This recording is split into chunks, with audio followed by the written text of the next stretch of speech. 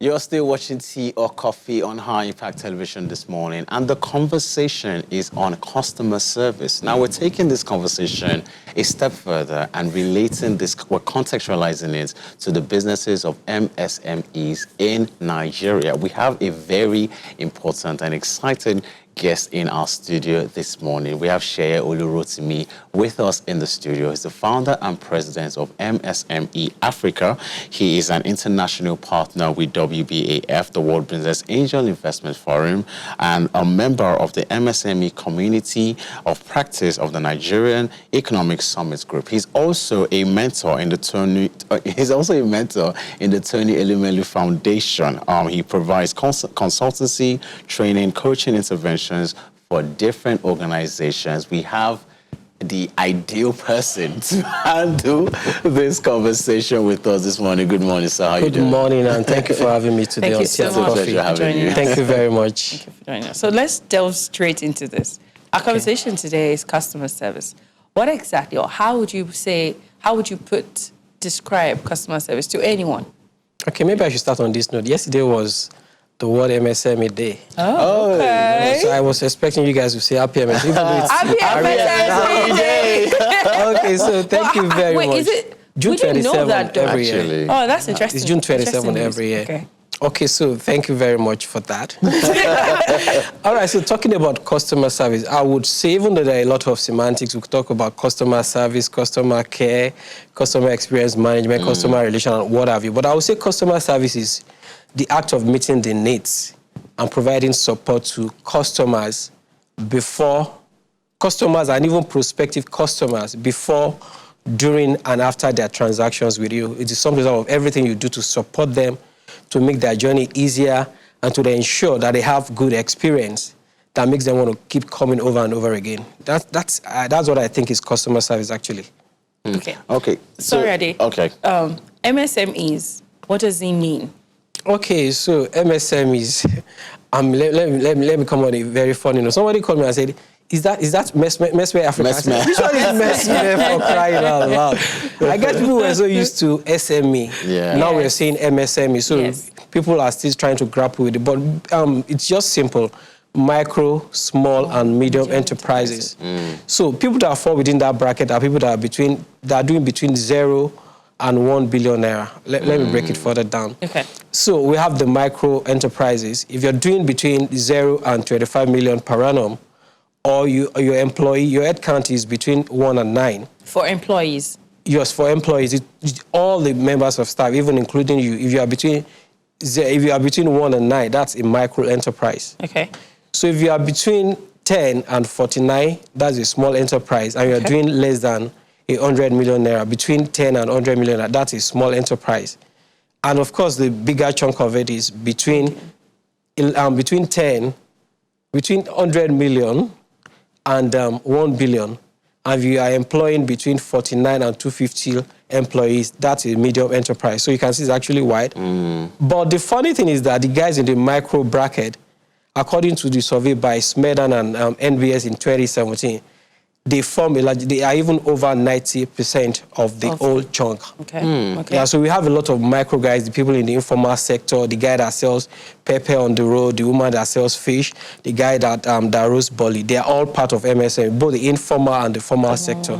They make up MSM. Basically, people that are doing small businesses.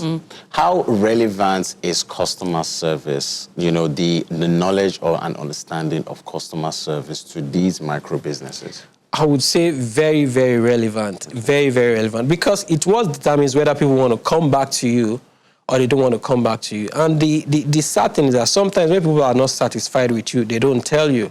They just withdraw. Okay, I was in a platform of our parent-teacher association, and the principal was trying to shut some parents down. And I noted what somebody said. He said, the thing is that people might not complain, because when it comes to use of children, they don't want to victimize their children, so they withhold their complaint. But the way they would react is withdrawing their children. And so when the time ends or when the session ends, they just withdraw their children. So customer service is important because it's what determines whether people want to stay with you, whether they want to talk to other people about you.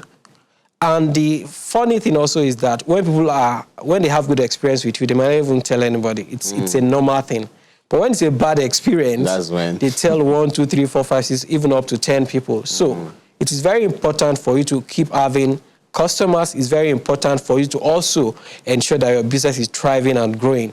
Customer service is not just for the benefit of the customer, it's also for your own benefit. Yes. Yeah. Is there, so if we're looking at MSMEs right now and how important customer service is there an age bracket to what one would consider a customer? Because when you were talking, I was thinking about the woman that roasts barley on the side of the road. In fact, particularly, I remember an experience growing up. Every Saturday, I was charged with the task of going to look for freshly baked bread. There was just one place I knew that I could get. Even if others brought their hot like this, no, I'm going to that particular place. And I was as young as 10, 11. So I'm trying to factor that in. It's just me, my bread, maybe 4. I buy 4 loaves and I disappear because I buy for the entire compound. But in that regard, if anybody had spoken to me rudely or anyhow, I might probably not go back there again. Now, is there an age bracket? Should you look at, oh, okay, my customers are not kids, so I don't care? Or should you put everyone together as long as they're buying from you? No. Age actually matters because there are different segments of people. As a child, you said you were 10 or thereabout. There must have been something you have associated with that term. Akara or broly or bread that you want to buy that makes you want to keep coming up. Sometimes it's just in our subconscious. There's an experience you've had, either probably the way they spoke to you, the taste of the thing, or just something that makes you want to keep coming over again. Okay, so when we talk about customer, age is a factor. We have different segments of people. Okay. Right now, the way you deal with a Gen Z is not the same way you want to deal with a millennial or a baby boomer or a Gen. So people of different, you see some people are like, how is this guy behaving like this? It's because of his age. The guy who is between 20 and 25 will think differently from the person who is above 50. So you don't want to lump them together. There must be segmentation of your customers. Find out what thrills them. If you want to develop a loyalty reward scheme, for instance, you don't give a movie ticket to a 55-year-old. That might not thrill them, except it's probably if it's a movie that they like, right? But if you give it to a Gen Z, somebody who is 20, 25, some things will thrill them as a customer loyalty reward program. So you need to look at their age bracket, the things that fascinate them, the way they think, their psychography, the places they live. You actually have to do a lot of segmentation. Age matters, their thinking pattern matters, their psychology, their consumer behavior pattern, and every other thing. It really, you can't lump all your customers together, no. Okay. No, you can't. All right. So, so before this conversation, I was looking at a particular research paper.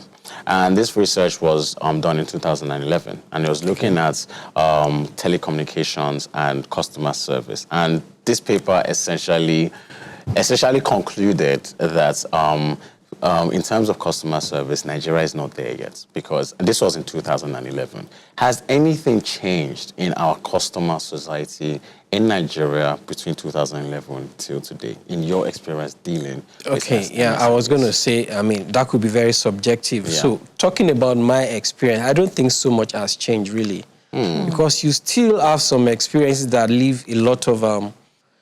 you just want to ask yourself, where did this person crawl out from? As in, why are they behaving like this? Why is this person still addressing customer? When I talk about customer experience or customer service, it's not just about how good you attend to them or what the front desk person says to them. Even the customer journey. How did you design it? Because the customer journey is the sum total of their experience from the time they first get in contact with you till they are done with the transaction, and even after sales service.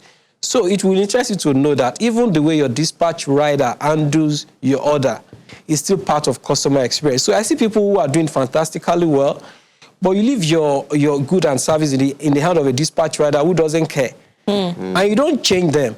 And so you are meant to deliver, let's say it's food, for instance, somebody wants food, and your dispatch rider picks the food from you 11 a.m., delivers 5 p.m. And people complain about it. You feel like, our food is good, and are saying it's going to be difficult for me to get another dispatcher, and so keep using that person over and over again. That is saying that you are not connected to the customer.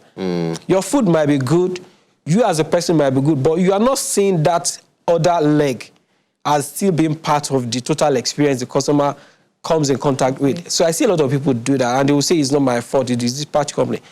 It is your responsibility that from start to begin and from start to end-to-end journey, you have to take care of it and ensure that everything at every different, all the touch point is excellent. So I see a lot of lapses in that area, and that's why I said I don't think so much has changed. Yeah. So now, your work as a mentor and in dealing with,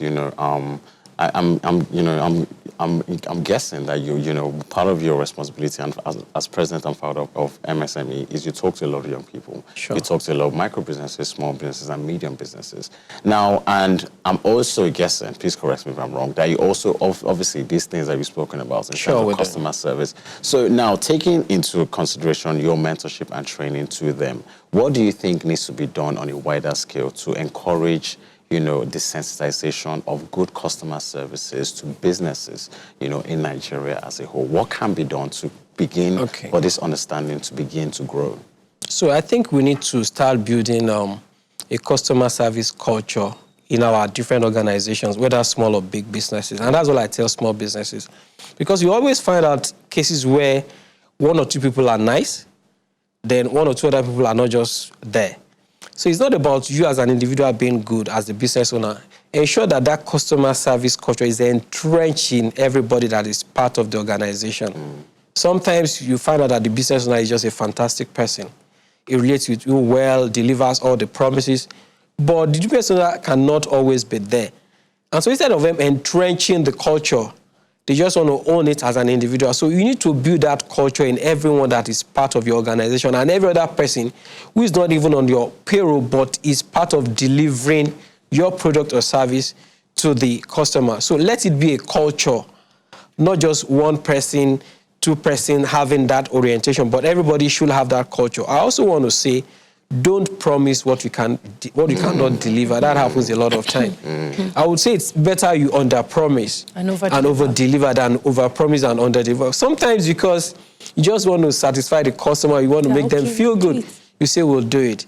We'll do it. And then you go back and say, why did I even promise that? But the truth is that you have promised it. So if it's going to take you 48 hours to get back to the customer, say 48 hours. Don't say 24 hours. And then when it's 23rd hour, you now start calling to say, please, we won't be able to meet up. And the customer is already expecting it. So you're not able to manage your expectation. Don't overpromise and let it be a culture within the organization. And as much as possible, you need to also understand that you have both internal and external customer, because sometimes that's where we get it wrong. So even your employees, they are also your customer. Those are the internal customers. Because sometimes you are just carried away. They say the customer is king, and you are just thinking of the customer outside. And you don't mind walking all over your employees and every other person just to satisfy one customer. But you satisfy that customer outside, and you come back to disgruntled customers, in-house customers inside. And they are always angry. They're always agitated. And so whatever they are doing is because you are forcing them. They're just trying to put on an appearance, but they are not happy. So you are neglecting the internal customer at the expense of the external customer. It doesn't work like that. Yeah. So both the internal and the external customer must be satisfied. Staff welfare is just as important. It is very, very important. Let's look at a model for customer service. We just mentioned that from end point to end point, where they work or when they come in contact with your business till after they have purchased what they want to purchase. Because some people think that it stops when the customer purchases. Bye-bye.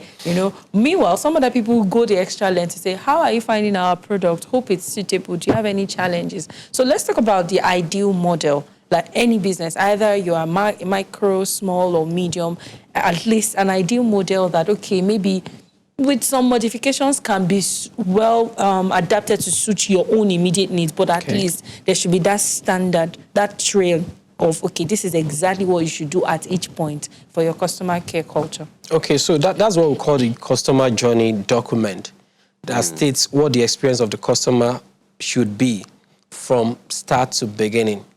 Okay, so and then when we talk about start, it's not when they come in contact with you, from the time you start prospecting for them. So what should be the experience? Who should they interface with? How do you even communicate your offerings to them? That's the starting point. Then who is communicating it? And then if they want to make an inquiry, who is responsible for it? What should they tell them? I'm sure you're familiar with some telcos. When they want to call you, if it's an inbound call, if it's an outbound call, they are calling you. It's always like they have a script. Yes. It's not like they are robots. It's just because they don't want them to miss out of some salient points. So they have what they should tell the customer. So let's have that document, but you can tell them you can be flexible so that you don't become robot. But there are some salient information that should be in your communication. So after the customers have come in contact with your offering, then the person that responds to them to tell them what and what you're offering should know what their script should be. And then what is the customer buying process like? It should be easy and seamless. Because sometimes people are all over, they like what you're offering, but they get to a point and they become stuck. It's always good for you to ensure that they are able to make purchase decision immediately. Sometimes when you have too much protocols and what have you, they just change their mind. They now remember that the school fees for my daughter is due. Because you were just stalling, right? So let it be sharp and smooth. So that after they've bought, maybe I shouldn't have bought, they've bought it actually, right? Then after that, let's talk about the after-sales journey, because that's where a lot of us, actually lag behind. Yeah. People have bought, they have a complaint, even though you say you have 6-month warranty. And then so they come back, that's when you now start bringing out a particular line and say, we said that it must not be spoiled by power. It must not be, and then you start arguing over and over again, and it just looks like you're just trying to take advantage of them. So let everything be spelled out. Let them know under what condition they can come back to you. What is the after-sale experience? What is it like?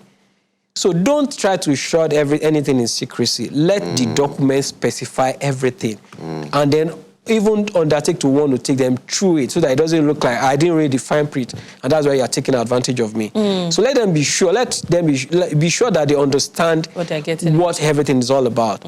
So don't shroud anything in secrecy. Let the customer journey document be smooth and let it be understandable to both parties, you and the other person at the other end. Let's look at these touch points in light of new digital reality. Okay. Everybody's going digital. Everybody is. So all these touch points from buying to, how do we translate it digitally? Because we can't say, my customer service is good before the entrance of digitization, so I'm good. You'll be surprised that your customers will just go digital on you. So how do we translate touch points, physical touch points to digital touch points? Okay, so what you need to do is you lay out all your the value chains, you lay out all the processes. You can just write out all the processes that you do manually. And you start asking yourself, how can I automate this? How can I make this digital? If, for instance, I sell wig, and the way people usually would do it is come to my shop, they pick what they like, they buy and they go. But now I know that it's a virtual world. Not everybody can come to me. And of course, I also want to have customers outside Lagos. So I try to look at it. Okay, so what can I automate?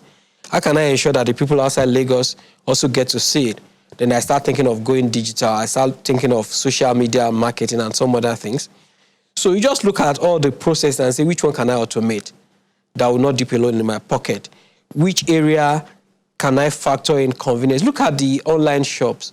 I don't want to mention their names, but when those guys came, they made life a lot easier. I can sit back in my office and with clicks of button, and I just bring out my debit card and I just get a debit out of about 100,000. And the next day, I have delivery in my office. Even that same day, sometimes.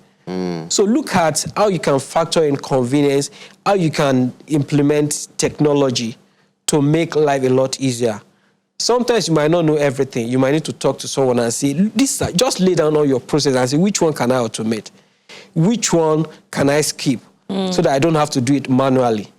Coronavirus had made us realize that a lot of things are possible. Yes, so when people still tell me, we want to see you, want to do consulting, and when can we say? I say, we don't even have to see. I do consulting on Zoom. So we can do a lot of things digitally. Just look at all your processes. If you don't understand how you can do it, talk to someone, and then it becomes a lot easier. Okay. Yes, Adik, if you have any more questions. No, I just want to talk about, I want to send a message on the final notes. Okay. Actually, That's fine. So, as I love how the conversation has gone this morning. We've looked at, for instance, I really find this thing, the customer journey documents, very important for you to actually navigate how your consumer or your customer is navigating through your services. So I want you to send a final note. I don't know if you have any more questions. I would have said yes, but the show time is ticking. So I want you to encourage, micro, small, and medium businesses out there today. Those are our viewers that are watching that are probably a bit confused. How do I even start this customer service thing? Do you understand? Or don't probably don't see the relevance or understand why it is important. I want you to send a message out to some of our viewers this morning, encouraging them on customer service. Okay, so I want to share an example so that you understand that good customer service is not just about the customer, it's also about you. So when you have an understanding of your customer, their patterns, their lifestyle, it helps you to grow your business. Okay, so we had one of these programs we call MSME Dialogue.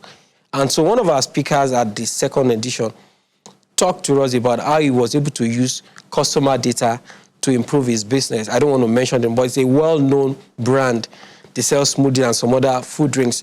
You see them in almost every neighborhood now. And the guy says when they started, they found that they were not doing well. But one of their processes was like any customer that comes in contact with them, they write out their names and then some other details about them. But they just had one outlet in Ogba. But after some time, they said, what can we do to grow this brand? So they just they brought out, it was manual. They brought out all these details and they started imputing it and they automated everything. And so they found out a pattern that most of the people that were coming from the mainland, from the island, and they were coming at a particular time. And so because wow. So that means they come after they had finished from the office. Yeah. So what can we do? Because of that data, customer data, they were able to start another shop on the island. And they try to also put a lot of competencies around that time that they used to come. So if they were having maybe 2 attendants in the morning, they will have like 4 attendants in the evening when the people will come. Look at that. Do you understand? Because of that data. And so because of that, they were having one outlet, they had just one outlet in 5 years. Because of that experience, now I think they have about 20 outlets now. Cool. Everything just started growing. And they found out that because they took care of the data of the customer and their psychography, their demography, and all the details, they were able to grow their business. They were able to take the business to the customers where they are. You don't have to travel from Ikoyi, from VI to Ogba to come and have a taste of what we sell. So that's what good customer service and customer data will do for you. It's not just about the customer, it's also about you. So as much as possible, try to know your customer, try to familiarize yourself with them, try to also ask for feedback from them. It's very important. Do a survey, ask them what they think about what you're doing. Because sometimes you think you're doing well, but you're not doing well, right? So ask them what they think about your brand. Then on the final note, I want to commend every entrepreneur. Like I said, yesterday was World MSME Day. Everyone that is still running a business. Everyone that is still running a business in this economy in Nigeria and Africa, I want to commend them for their resilience, for their strength, and for the fact that they are still doing all of this despite all of us. We want to actually commend them, and it can only get better. Yes. Right. Thank you very much for joining us this morning. Thank you very much. We actually got to learn a lot from your insights and from your experience. We've just had Sheye Olurotimi on the show this morning, president and founder of MSME Africa and mentor in the Tony Elumelu Foundation. Thank you very much for joining us. Thank you very much.